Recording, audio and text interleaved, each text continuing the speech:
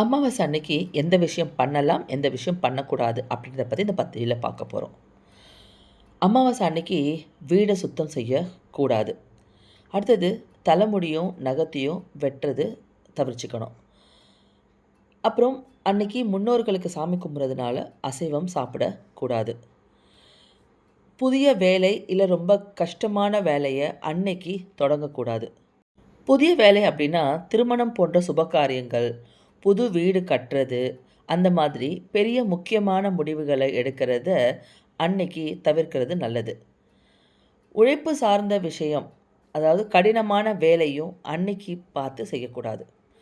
இப்போது அமாவாசை அன்னைக்கு என்னெல்லாம் செய்யலான்னு பார்த்தா, தர்ப்பணம் கொடுக்கறது, ஜீவராசிகளுக்கு சாப்பாடு கொடுக்கறது, அன்னதானம் கொடுக்கறது, ஆன்மீக பயணங்களை மேற்கொள்கிறது, ஆன்மீகமான விஷயங்களில் ஈடுபடுறது, இந்த மாதிரி விஷயங்களை அமாவாசை அன்னைக்கு செய்யலாங்க.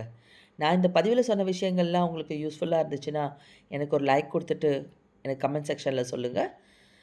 இது பிடிச்சிருந்துச்சுன்னா இதை மற்றவங்களுக்கும் ஷேர் பண்ணுங்கள். இது அவங்களும் தெரிஞ்சுக்கட்டும்.